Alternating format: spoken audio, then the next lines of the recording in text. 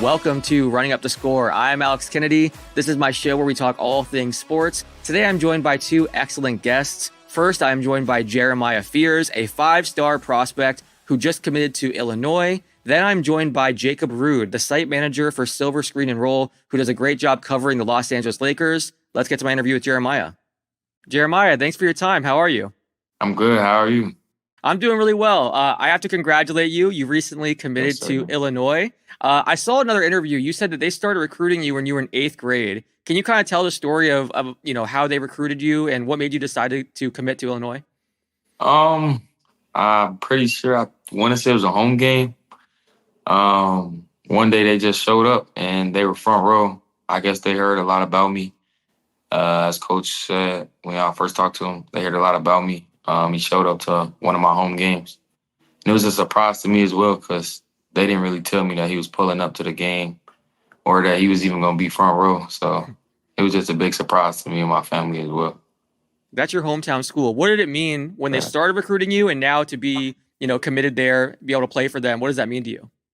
It means a lot to me. Growing up in Illinois, watching the home games, watching the teams they had previous, and just knowing that I can have opportunity to go in and change my life and change everybody else around me life. I'm curious. I've talked to a lot of players about their recruiting experience and, there's crazy stories and how intense it is. Are you happy it's over, first of all? And then what was it like for you? How crazy did it get? Yes, sir. It got real crazy. A lot of coaches started reaching out as the process began and throughout the whole process. A lot of them was reaching out. I took a couple visits. It was a great experience from all of the schools. I think they all show love, all of the coaching staffs. The facilities were off the chart from every school. And it was just a lot. It was overwhelming. A lot of different schools you can choose and pick from. And just being able to narrow it down to a couple options and then finally find the right fit for me. It's a great problem to have. It's a great kind of crazy, obviously. Yes, sir. I'm curious, when did you start to realize that, playing at a top program and playing D1 basketball could really be a realistic option for you? Like, was there a certain moment or, year when you kind of realized, hey, I might actually be able to separate myself from my peers and play at a high level? I want to say it was 8th grade. We had a couple tournaments in the summer. At this time, I want to say I was about 5'7", and I was good, but I wasn't sure if I was gonna grow anymore. So it was a little self-doubt. But after I grew, I was like, okay, now I might actually have a chance of playing college basketball. And not just college basketball, but D1. So I was like, I started to get in the gym every day, lifting every day with my coach, old high school coach, working out with my dad, my trainer, and just taking it serious. Every time I had a chance or opportunity to go to the gym, I took advantage of it and stayed in the gym and stayed working. Your brother Jeremy plays at Michigan State. How much did that help you too, having another, high-level athlete your age in the house where I'm sure you guys had a lot of battles and kind of made each other better? How much did that help you? It helped me a lot. He's taught me a lot. And just talking to him about the whole process and how it was for him, he gave me a lot of details and he gave me a lot of great information that I think helped me out with picking the right decision for me. What's been the reaction since you announced? I know nowadays, especially, there's so many, fans following you on social media and you hear from different people from the school and some of the school you turned down. What's been the reaction just overall since you made your announcement? I think a lot of people was happy for me that I made the right. A lot of people think I made the right decision. I think I made the right decision. And of course, some people that feel like I made the wrong decision, but I just got to show them that I made the right decision. And that was the best fit for me. For people that don't know about your game or, aren't super familiar yet, what would you say you bring to a team on and off the floor? I would say I bring on the floor a leader, a competitor, a winner, and a dog. Off the floor, I would say a very funny, chill, calm kid. I think I have a great personality. I think I'm a great kid. And people that's know me or people that's going to get to know me, they would say I'm a great person off the court. as well. ESPN named you a 5-star prospect, number 16 player in the So, 2025 class. When you saw that you were named a 5-star prospect by them, what did that mean to you? How'd you get that news? I want to say I was on my way to the gym with my parents, and I had just seen it, and I was like, wow, it's a dream come true. As a kid, growing up watching basketball, and especially by ESPN, it was just like a dream come true. But you watch a lot of the upcoming kids in the classes before and previous years, and you're like, wow, if I ever had the opportunity to be in that position, it would be a blessing. So, and it means a lot as well because you know that the hard work that you put in and night out is finally starting to pay off.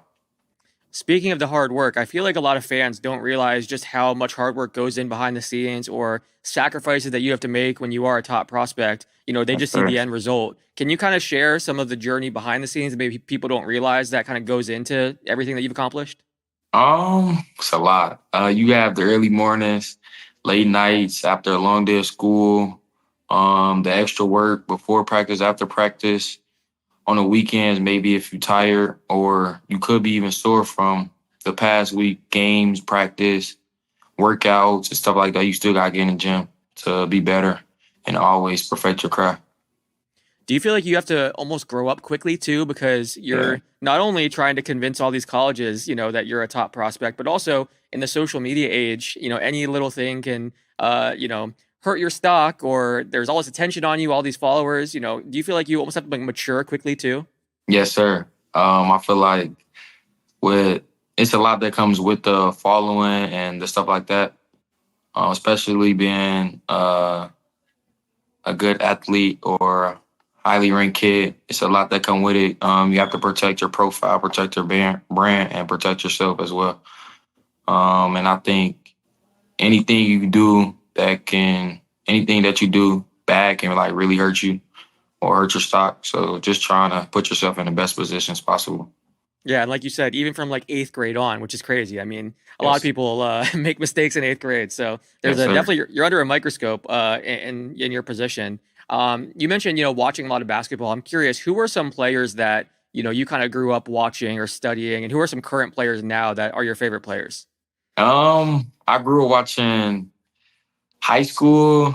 I grew up watching Sharif Cooper. I try to like take a couple of his moves and stuff like that, his play style, and try to add it onto my game. Steph Curry, Kyrie Irving, Bones Highland. Yeah, I would say those. And Trey Young. I would say those like the main five guys. I try to model my game after, and I grew up watching as a young athlete. It's so funny you mentioned Bones Highland, because when I watch your highlights, that's someone that I see a lot of, and obviously Steph Curry and other influences too. But I got to know I'm close with Bones, and I interviewed him when he was in your position and stuff. Yes, So sir. I've been a fan of him for a long time. I think one of the things I love about Bones too is he's just a basketball junkie. Like he's Yeah, playing yeah. pickup even when he's not, at practice or anything like that. He's just trying to get on a court and play pickup and getting runs and stuff like that. Can you kind of talk about your love of basketball and how that started? It really started when I want to say 3 or 4. I was on the overseas with my father. He had a couple games. He was playing professional, and just watching him and him like talking to us coming home with his jersey, headbands, and stuff like that. It just really made me fall in love with the game. And ever since, I just took it serious and stayed in the gym and continued to work.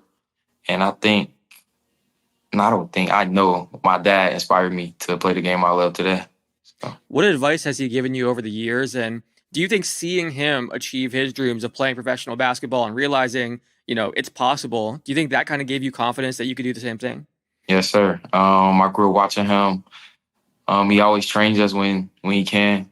He always give us advice. He calls me.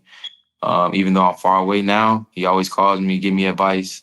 He watch all the games, practices, and he really just like send me videos and clips on things he think I could work on, get better at. And he makes sure that I stay in the gym and continue working.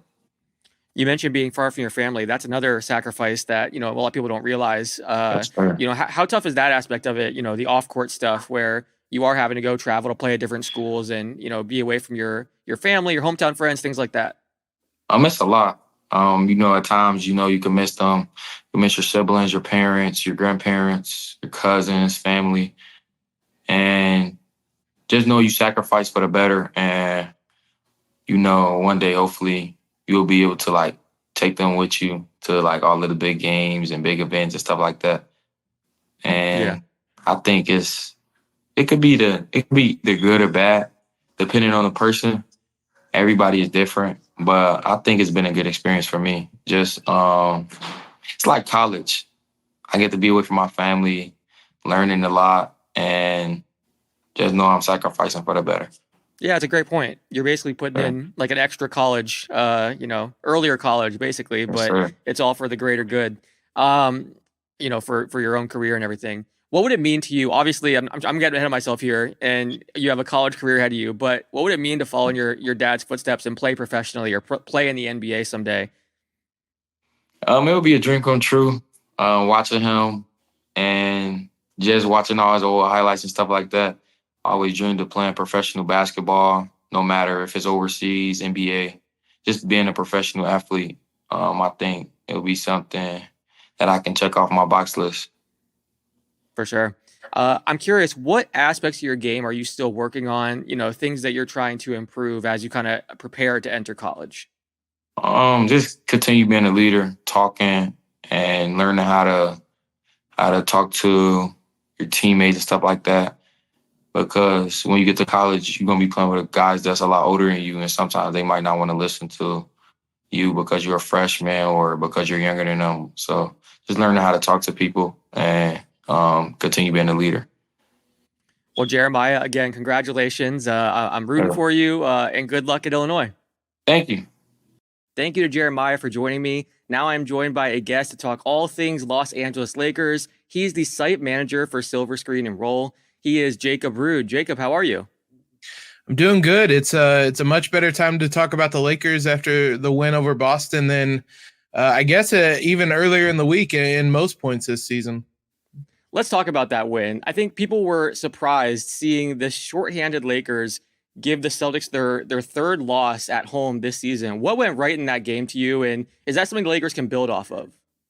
Well, obviously, Austin Reeves having a huge night was something he hasn't done often this season. He's had back-to-back strong games. He struggled a bit this year, had a couple slumps, and really hasn't kind of taken another step forward like I think the Lakers and most people expected.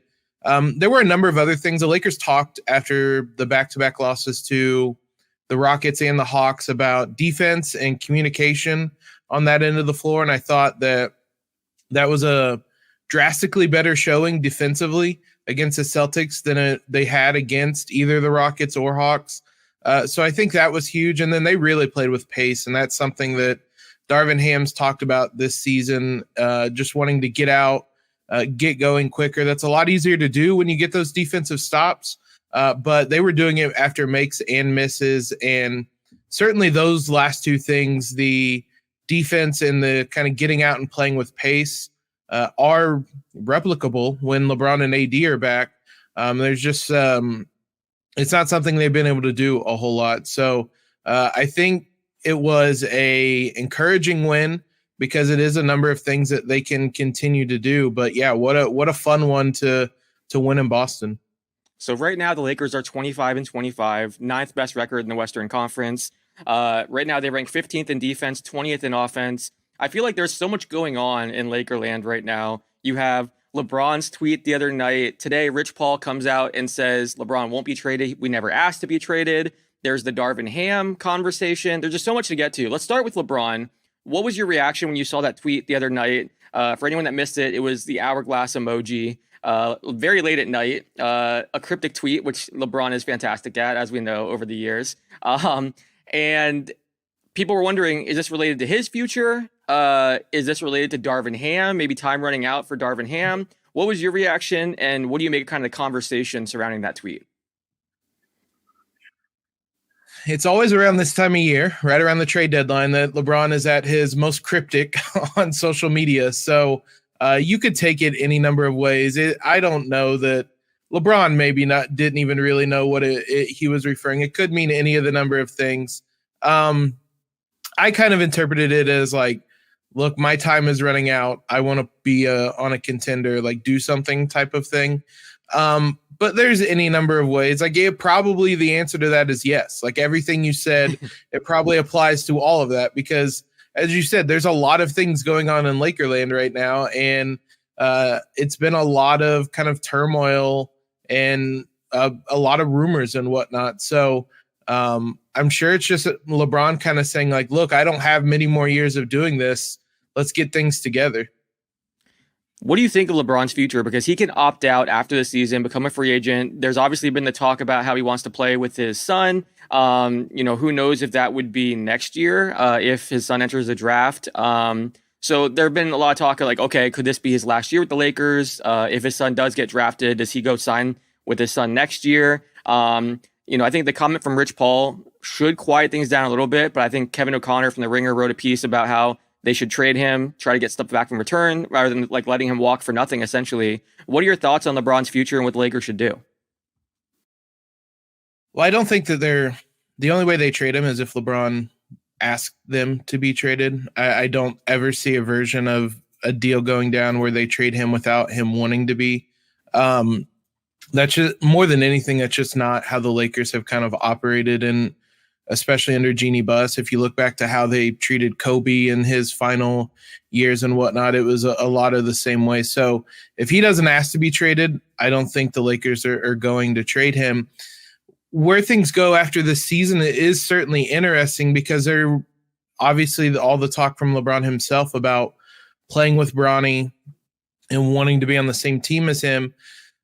He said a lot of that, and then he kind of started to walk a little bit of it back in a number of ways. He said that was his dream, and he wasn't sure if it was Bronny's dream, and that he was kind of aware of that.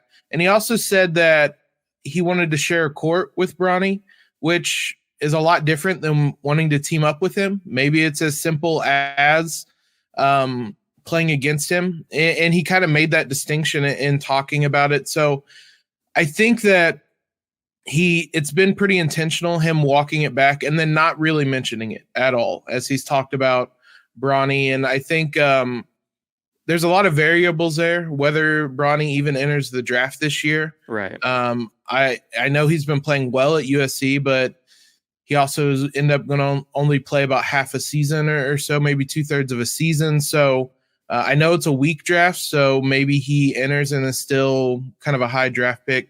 There's a lot of variables there. Ultimately, right now, I'd be pretty surprised if he left LA. I think, to be frank, I think it's pretty clear that it hasn't been a basketball decision for quite a while. The Lakers have struggled quite a bit since winning that title, and he has stayed with the team. I think he has another son that is in high school in LA. His family is pretty settled in LA at this point, and I think that's where he wants to live. So I don't know that he's going to want to go ring chasing, living elsewhere. He talks all the time about how important family is to him, and I don't know that he wants to live across the country from his family for 9 months of the season or however it may be. So I would be surprised right now, unless it is simply to go team up with LeBron or with Bronny if he leaves the Lakers. But I don't. He's given the Lakers a lot. Like the Lakers have gotten pretty lucky with this, and that they haven't earned a lot of things since winning that title, and he's been very kind to them. So at some point they may push it too far, and he may finally say, "All right, I want to compete." But right now, I don't see him leaving the Lakers, whether that is picking up his option at the end of the season or continuing to sign 1+1 type of deals. The point about it being his dream and not Bronny's dream is interesting because that would put a ton of pressure on Bronny. And that's been a conversation for a couple years now. Like, even if Bronny isn't playing that well and enters the draft, how high would he go? Just because some owner is like, that's an amazing marketing plan to have LeBron and his son, If you're going to get 1 or 2 years of LeBron, essentially, is it worth reaching on Bronny by however many picks? So, and then also the conversation would be just so much about LeBron versus his son. He might, I mean, if who knows, maybe behind the scenes, Bronny has expressed that, and maybe he wants to kind of start his own career and kind of do things on his own without kind of being in his father's shadows. That's interesting. That the fact that he's kind of saying that now, I wonder if maybe a conversation was had, or if maybe he's kind of viewing it a little bit differently now than he always had before. Now that it is looking, like a realistic possibility, there are different factors you have to, think about. So that's interesting. I didn't see he made those comments recently, but I could see that, maybe changing things a little bit. I want to ask you about Darvin Ham, because I feel like Laker fans are very frustrated. I've always loved Darvin. I think he's a really nice guy and someone that's easy to root for, but I also get the frustration with his rotations. I think also from like a messaging standpoint, sometimes he doesn't explain some of the decisions that he's making. And I know that's kind of made fans crazy, because they want to know, why are you sticking with this lineup, or why will you refuse to go to this new lineup? And he just kind of won't break it down or won't go in depth and kind of share that reasoning. So fans are kind of pulling their hair out. What do you think of the job that Darvin has done? And do you think we could see the Lakers fire him at some point this season? Darvin's certainly in an interesting spot right now, because I very much do not think he gets enough credit for what he did in the playoffs last year, getting the Lakers to the Western Conference Finals. That wasn't simply LeBron leading them or anything like that. There was a lot of things, it was a chess game in a number of different ways throughout the playoffs that Darvin Ham got the Lakers past the Grizzlies. But I think more impressive was his coaching performance against the Warriors and Steve Kerr, and the kind of back and forth battle of the Warriors wanting to get AD out of the paint and how the Lakers kind of combated that and things. So I didn't think he got enough credit for what he did in the playoffs. Now, that being said, there's been some frustrating things he's done this season as well that I think he deserves some blame on. And whether it is some of the rotations and some of the lineups he hasn't gone to, specifically the 5-man group that got the Lakers to that Western Conference Finals last year. They have shared the floor. I believe it's under 30 minutes total this season. There has been a lot of that due to injuries. Jared Vanderbilt being out for the first about almost third of the season really hurt that. And he came back playing injured. He was on a minutes restriction for quite a while. So that really limited how much that they could play that lineup. But it's things like that. He certainly has guys he prefers in the rotation. And a lot of that you might be able to overlook a little bit if the team's winning or playing well. But when the team isn't playing well, all that gets amplified. And so he's been kind of this lightning rod for so much of the Lakers' struggles this year. There have been some things out of his control when it's come to injuries, and the way they've happened with it's just a lot of different role players coming in and a new guy goes out. It's made it difficult to have any kind of consistency, but also he's had LeBron and AD for way more than I think people have expected. So I don't think during the season, I should say, he gets fired. It's going to be real interesting to see how the season plays out, what the Lakers do, if they get to the postseason, and how that plays out, because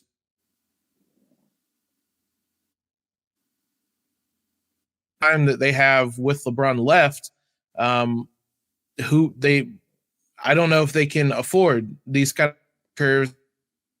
Darvin is a second-year head coach, and I think he has a lot of positives to him, but can the Lakers afford to kind of keep having these learning curve type of moments when you're trying to compete for a title? I'm not sure that they can. So it's a really, I think, critical however many games the Lakers have left, about 30 games left this season for them, plus the postseason, for Darvin to really solidify that, yeah, I can kind of be that guy to get you back to title contention, really. And the previous 50 games haven't given a lot of encouragement, I guess, in that regard, or optimism. But I think this is a really important stretch for him. And unless he goes on a losing streak of 4, 5, 6, 7 games. I don't think he's gone this year, but I don't think that necessarily means he's safe come this offseason. Yeah, it's so tough too, because on one hand, you're right. They are the window to kind of win with LeBron is so small now that they have to make the most of it. But then you could also make the argument that changing coaches mid-season and trying to kind of do what the Bucks are doing right now with Doc Rivers, and Rivers, I think he even said recently, like, I wouldn't wish this on my worst enemy, trying to implement a system and learn the players and all that, halfway through the season, that's also really difficult. So there's no easy answer really. They probably are just hoping he can turn things around, and that's the simple solution. But I get Laker fans being frustrated too. I guess my question for you, the trade deadline's coming up February 8th. There's a lot of rumors. It feels like every big name is always attached to the Lakers. And some of that is, I'm sure for page views, some of that is agents like in free agency linking their player to the Lakers. We always see that kind of stuff. How much, I guess, what would you do if you're the Lakers to right the ship from like a rotation standpoint, from a transactional standpoint? What would be your plan to kind of get things back on track this season? So I think that it's a tough question because I still like a lot of the core of this team. Injuries have played a role in their struggles this year, but it's also, I think, clear something needs to change. They really need a ball handler, I think, which is what Gabe Vincent was supposed to be. So if you think he's going to be back soon, maybe you don't make a move for that, but they have been linked to Tyus Jones, to Terry Rozier, to Marcus Smart recently as well. So I think it's pretty clear that they feel the same, that they need another kind of guard. Backup center is a spot that they need as well. Jackson Hayes played really well against the Celtics, but he has really struggled this season, and the Lakers haven't been able to use any sort of like two big lineups. They've used Christian Wood as more of a backup center as they've gone on in the season, and he had success alongside AD early in the season. They haven't really had that luxury because Hayes has struggled so much, so I wouldn't be surprised. They haven't been linked to many backup centers in the trade market, but that seems to be more likely maybe a buyout type of thing. So there's obviously the DeJounte Murray kind of trade that is out there. It really seems that D'Angelo Russell may have played his way out of those trade talks with his really strong January. Mm-hmm. If he's not someone that they're going to trade for, they have been all the way out on Zach LaVine for quite a while now. I don't know that there's kind of a big splashy trade for them to make. Maybe it's someone like a Dorian Finney-Smith or Royce O'Neal, two guys that they've been linked to with the Nets.